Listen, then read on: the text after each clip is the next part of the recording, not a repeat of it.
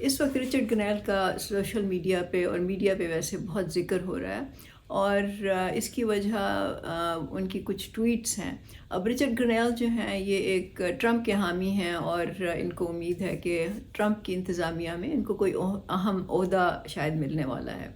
بہرحال وہ تو ہمیں جنوری میں ہی پتہ چلے گا، لیکن وہ ایک خاص ٹویٹ ہے جس پر میں بات کرنا چاہوں گی۔ بہت سی ان کی ٹویٹس ہیں، لیکن جو آج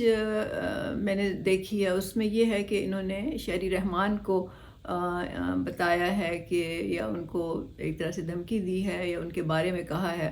کہ کیونکہ شہری رحمان نے شاید امریکہ کے خلاف کچھ بات کی ہوگی، تو انہوں نے کہا ہے کہ شہری رحمان نے یو ایس ایڈ سے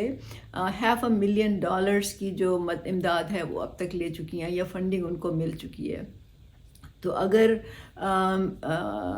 اس طرح ہی معاملہ چلتا رہا تو وہ ان تمام لوگوں کو ایکسپوز کریں گے، اور ان تمام اداروں کو ایکسپوز کریں گے جو کہ امریکہ سے فنڈنگ اب تک لیتے رہے ہیں۔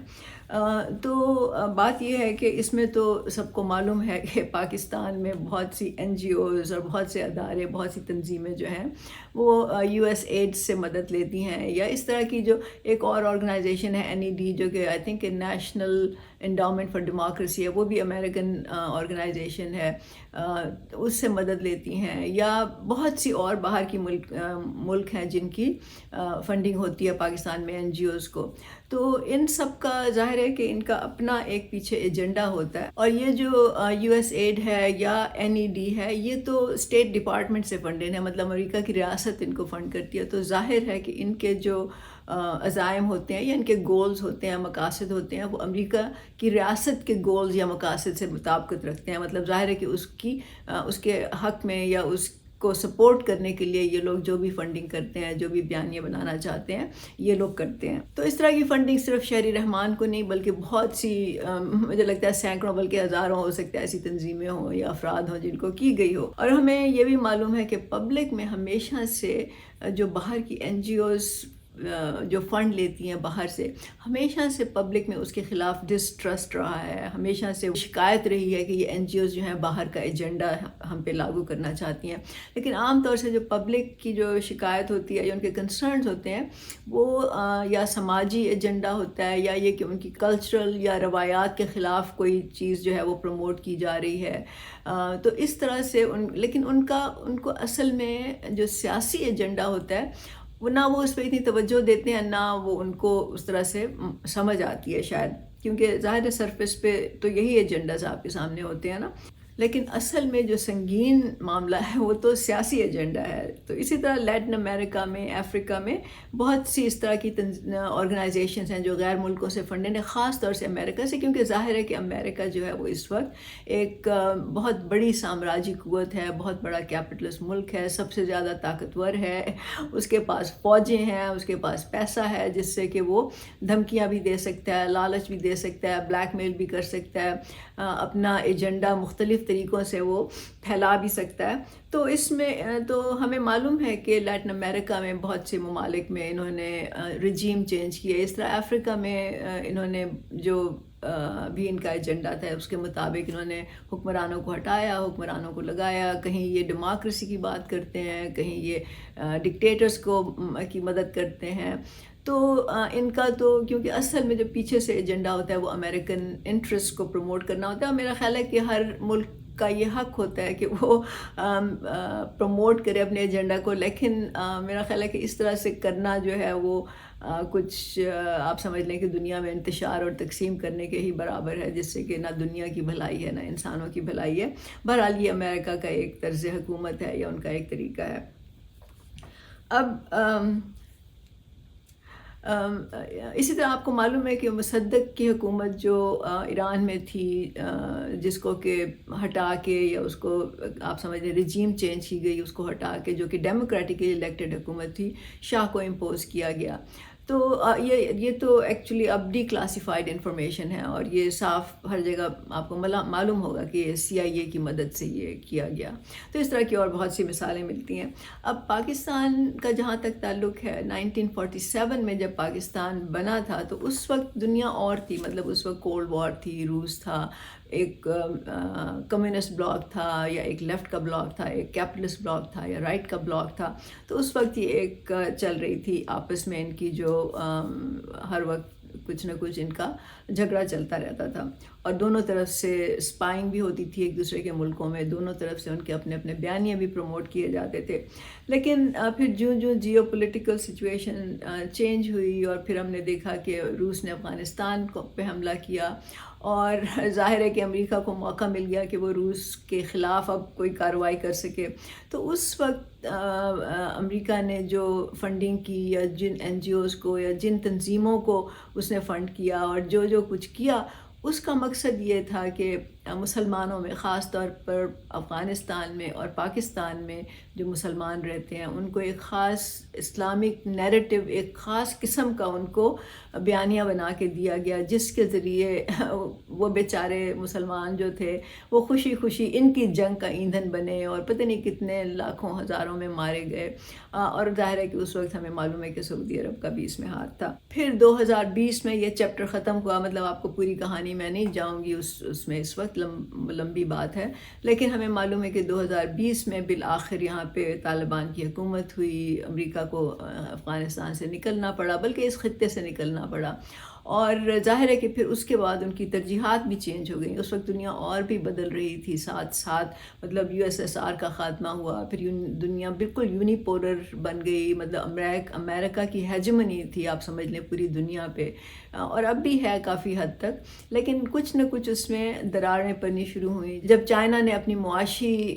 حالت ذرا مضبوط کی، تو ظاہر ہے کہ اس کے تانے بانے جو تھے امریکہ سے ملے، اور اس طرح امریکہ میں چائنا کا انفلوئنس تھوڑا سا زیادہ ہوا، اور پھر دنیا میں بھی زیادہ ہوا. اور چائنا نے بجائے جنگیں کرنے کے، اس نے ایک اور اسٹریٹجی استعمال کی، جو کہ لوگوں کی یا غریب ممالک کی وہاں پہ ڈیولپمنٹ کرنے کے حوالے سے تھی. بہرحال وہ ایک اور کہانی ہے. لیکن اس وقت جو تھی، تو پھر دنیا جو تھی دوبارہ سے ایک، آپ سمجھ لیں، بائی پولر یا ملٹی پولر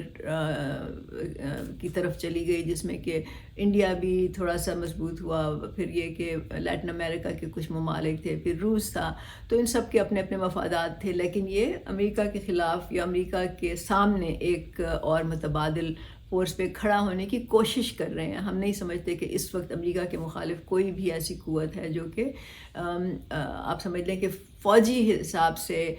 اس کا مقابلہ کر سکتی ہے. Economy is a different story, وہ وقت کے ساتھ ہمیں پتہ چلے گا. اب یہ آپ کو معلوم ہے، ہمیں بھی معلوم ہے کہ ریاست جو ہوتی ہے، کوئی بھی ریاست ہو، وہ لوگوں کو اپنے عزائم کے ساتھ، اپنے مقاصد کے ساتھ الائن رکھنے کے لیے ان کو سامنے کوئی نہ کوئی ان کے دشمن پیش کرنا پڑتا ہے. اور خاص طور سے کیپٹلزم میں، بیکاز، اور خاص طور سے امریکہ میں، جہاں پہ کہ ملٹری انڈسٹریل کمپلیکس ایک بہت ہی طاقتور فیکٹر ہے. تو وہاں پہ ان کو کوئی نہ کوئی دشمن رکھنا پڑتا ہے، تاکہ وہ اپنے ہتھیار بھی بیچ سکیں. اور مطلب جہاں جہاں جنگیں ہو رہی ہوں، جہاں جہاں کانفلکٹ ہو، وہاں پہ ان کو سپورٹ بھی کریں، تاکہ ظاہر ہے ان کے ہتھیار بکیں، ان کی اکانومی بہتر ہو، یہ لوگ جو بھی جس طرح بھی کیپٹلسٹ اکانومی چلتی ہے وہ چلے. تو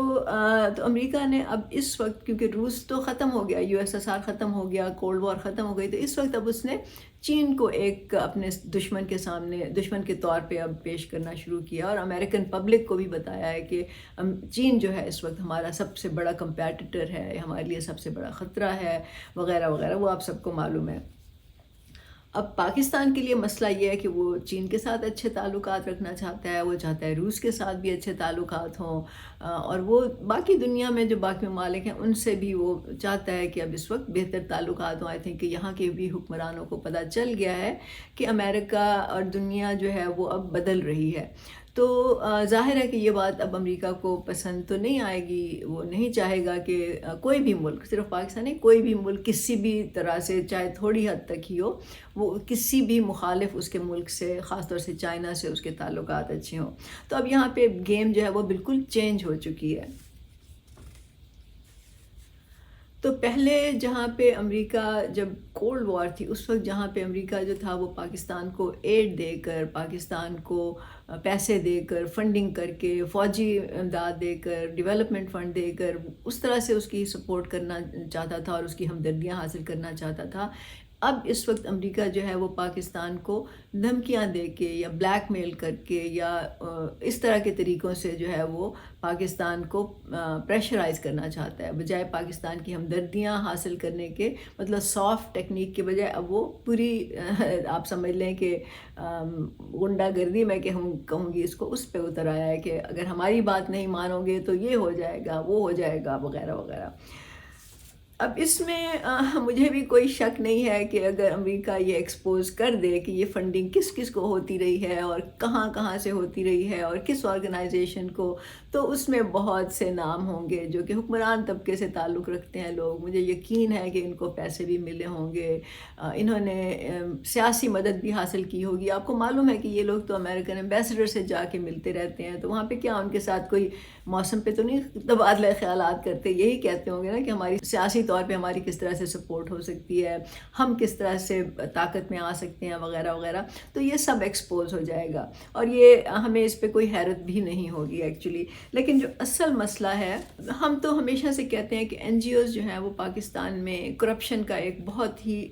آپ سمجھ لیں کہ اہم ذریعہ ہیں یا سورس ہیں کرپشن کا، کیونکہ یہی این جی اوز ہیں، بڑی بڑی ہیں یا چھوٹے چھوٹے بھی جو لوگوں نے کچھ پروجیکٹس بنائے ہوئے ہیں، وہ پیسے لیتے ہیں، چاہے وہ امریکن آرگنائزیشن سے لیں یا کسی اور ملک سے لیں، وہ فنڈنگ حاصل کرتے ہیں، اس فنڈنگ سے پھر وہ اپنے لیے آفس بڑے بڑے کھولتے ہیں، گاڑیاں خریدتے ہیں، پھر وہ بزنس کلاس میں سفر کرتے ہیں، بڑے پاش ہوٹلز میں وہ اپنے پروگرام کرتے ہیں، کھانے وانے کھلاتے ہیں لوگوں کو، اور جہاں پہ اصل جو ان کا جو پروجیکٹ ہوتا ہے یا جو ان کا اصل مقصد ہوتا ہے اس کی ایک رپورٹ یا وہ فیک ہوتی ہے یا آدھی سچ ہوتی ہے، وہ پیش کر کے ان کو دے دیتے ہیں مزید فنڈنگ کے لیے یا اس فنڈنگ کے تقاضے پورے کرنے کے لیے۔ تو یہاں پہ اس طرح سے یہ جو این جی اوز ہیں ان کا کاروبار چل رہا ہے۔ پاکستان میں اس طرح کی ہزاروں این جی اوز رجسٹرڈ ہیں، اور میرا خیال ہے کہ کئی نوجوانوں کا یہ خواب بھی ہوتا ہے، کیونکہ مجھ سے پوچھتے ہیں لوگ اکثر کہ این جی او کو آپ کس طرح سے رجسٹر کراتے ہیں، یہ کیا طریقہ ہوتا ہے، کیونکہ ان کے لیے ایک روزی روٹی کا معاملہ ہوتا ہے۔ آپ کو معلوم ہے پاکستان میں جابز نہیں ہیں اور لوگ جو ہیں وہ اسٹرگل کرتے ہیں کہ کسی نہ کسی طرح گھر کا خرچہ پورا کریں یا ایک باعزت زندگی بسر کر سکیں، مطلب ان کو مانگنا نہ پڑے کسی سے، تو وہ طریقے ڈھونڈ رہے ہوتے ہیں۔ تو این جی اوز اسٹیبلش کرنا جو ہے ایک انہی طریقوں میں سے ایک طریقہ ہے، جس میں کہ وہ رجسٹر کراتے ہیں، پھر فنڈنگ کے لیے اپلائی کرتے ہیں، اور پھر اس فنڈ کو وہ اس میں سے سیلری بھی لیتے ہیں اور جو باقی خرچے کرنے ہیں وہ بھی کرتے ہیں۔ تو یہ ایک آپ سمجھ لیں کہ ایک عام طریقہ ہے پاکستان میں، اور یہ I'm sure کہ باقی ملکوں میں بھی یہی ہوگا۔ اب یہ لوگ نہ جاننے کی کوشش کرتے ہیں، نہ یہ ان کو معلوم ہوتا ہے کہ اس کے پیچھے جو بھی فنڈنگ آرگنائزیشن ہے اس کا اور ایجنڈا کیا ہے، یا اس کا اپنا انٹرسٹ اس میں کیا ہے۔ تو اس وقت جو رچرڈ گرینل نے دھمکی دی ہے کہ وہ ان تمام افراد کو اور تنظیموں کو ایکسپوز کریں گے جو کہ جنہوں نے امریکہ سے فنڈ لیا ہے یا امریکہ سے سپورٹ لی ہے، تو وہ ضرور کریں گے، اور لیکن اصل میں جو بات لوگوں کو سمجھنے والی ہے وہ یہ ہے کہ وہ صرف ان تنظیموں کو، ان افراد کو ایکسپوز کریں گے جو امریکہ کے خلاف اس وقت بات کر رہے ہیں۔ اس وقت بھی مجھے پورا یقین ہے کہ بہت سی ایسی تنظیمیں ہیں، بہت سے ایسے افراد ہیں جو کہ امریکہ سے فنڈنگ لے رہے ہیں، لیکن وہ امریکہ کے حق میں کام کر رہے ہیں، مطلب وہ امریکہ کی سپورٹ کر رہے ہیں، چاہے وہ دانستہ کر رہے ہوں یا نادانستہ کر رہے ہوں، چاہے وہ شعوری طور پہ کر رہے ہوں یا غیر شعوری طور پہ کر رہے ہوں، ان کو اس وقت ایکسپوز نہیں کیا جائے گا، اس کے لیے وقت کا انتظار کیا جائے گا جب امریکہ کو ان کی ضرورت نہیں ہوگی۔ تو یہ جو ہے بات عام لوگوں کو اس وقت بہت اس پہ غور کرنا چاہیے اور سوچنا چاہیے۔ اصل میں تو یہ ذمہ داری اس وقت حکومت وقت کی ہے کہ وہ ان تمام اداروں کو، ان تمام تنظیموں کو ایکسپوز کرے جو اس وقت امریکہ کے ساتھ کھڑی ہیں، لیکن کیا حکومت وقت یہ کر پائے گی؟ کیا اس میں اتنی جرت ہے، ہمت ہے؟ کیونکہ جیسے میں نے کہا کہ اسی حکومت میں بہت سے لوگ ایسے ہوں گے جو اسی زمرے میں آتے ہیں، تو وہ تو اب مجھے نہیں معلوم کہ یہ لوگ کر پائیں گے یا نہیں کر پائیں گے۔ لیکن رچرڈ گرنیل کا جو ایک میں آپ کو اس کی مثال دے دیتی ہوں کہ ان کا رجحان کس طرف ہے۔ وہ اس وقت شایان علی کی ٹویٹس کو ری ٹویٹ کر رہے ہیں، اور شایان علی آپ کو معلوم ہے کہ یو کے میں ہے، اس کے تعلقات یا آپ سمجھ لیں کہ اس کو پیسے بھی جمائما گولڈ سمتھ سے ملتے ہیں، ان کی تصویریں بھی اکٹھی ہیں، تو وہ ڈیفینیٹلی عمران خان کے کیمپ میں ہیں۔ تو اس سے رچرڈ گرنیل کا بھی آپ کو معلوم ہے کہ رجحان کس طرف ہے، اور وہ اب اس کے پیچھے کیا ایجنڈا ہے، اس کے پیچھے ان کا کیا مقصد ہے، یہ ابھی ہمیں معلوم نہیں ہے، اور نہ اس پہ میں سمجھتی ہوں کہ ایسی میں کوئی غیر ذمہ دارانہ بات کروں، لیکن آپ یہ جان لیں کہ جہاں بھی امریکہ کی حمایت شامل ہوتی ہے وہ اس ملک کے، عام طور سے اس ملک کے مفاد میں وہ بات نہیں ہوتی۔ تو باٹم لائن یہ ہے کہ اس وقت اصل ذمہ داری عام لوگوں کی بنتی ہے، کیونکہ عام لوگ جو ہیں انہوں نے نہ امریکہ سے پیسے لیے ہیں، نہ ان کی کوئی اس پورے جھگڑے میں ان کا کوئی لینا دینا ہے، ایکسیپٹ اس کے کہ پاکستان کی بقا میں ان کی بقا ہے، پاکستان کی خوشحالی میں ان کی خوشحالی ہے، اور پاکستان کی ترقی میں ان کی بہتری ہے۔ تو صرف یہ عام لوگوں کے سامنے یہ سوال ہے کہ کیا اس پورے مسئلے میں ان کا کیا رول ہونا چاہیے، ان کا کیا کردار ہونا چاہیے، اور میں یہ کہوں گی کہ ان کو اس وقت بہت ہی سوچ سمجھ کے یہ دیکھنا چاہیے، ان کو ہر چیز کی تہہ میں جا کے اس کے پیچھے جو عوامل ہیں ان کو دیکھنا چاہیے، اور پھر کوئی کسی چیز کی حمایت کرنے کا یا اس کے مخالف بات کرنے کا فیصلہ کرنا چاہیے۔ تو اس وقت جو بھی عمران خان نفرت اور تقسیم اور جو فساد ملک میں پیدا کر رہا ہے، تو اس وقت تو مجھے تو یہ لگتا ہے کہ جو بھی عمران خان کے ساتھ کھڑا ہوگا، جو بھی اس کو سپورٹ کرے گا، اس کا ایجنڈا بھی یہی ہوگا کہ کسی نہ کسی طرح پاکستان میں تقسیم پھیلائی جائے، آپس میں لوگوں کو لڑایا جائے، نفرت پیدا کی جائے، اور اس طرح سے پاکستان کو کمزور کیا جائے۔ یہ تو ہمیں آبویسلی نظر آ رہا ہے اس وقت، تو لوگوں کو بھی یہ سمجھنے کی ضرورت ہے۔ تو عام لوگ جو ہیں وہ خبردار رہیں، وہ سمجھدار رہیں، وہ اس چیز پہ غور کریں، اور کسی بھی غیر ملکی ایجنڈے کا حصہ نہ بنیں۔ اور اصل میں بات یہ ہے کہ انہیں سیاسی طور پہ منظم ہونا چاہیے، اور ملک کی باغ ڈور اپنے ہاتھ میں لینی چاہیے۔ اقبال نے ایک شعر کہا تھا، وہ ہندوستان کے کانٹیکس میں کہا تھا، لیکن وہ اب بھی میرا خیال ہے لاگو ہوتا ہے جو پاکستان میں حالات ہیں۔ انہوں نے کہا تھا، نہ سمجھو گے تو مٹ جاؤ گے ہندوستان والو، اور میں کہوں گی، نہ سمجھو گے تو مٹ جاؤ گے پاکستان والو، تمہاری داستان بھی نہ ہوگی داستانوں میں۔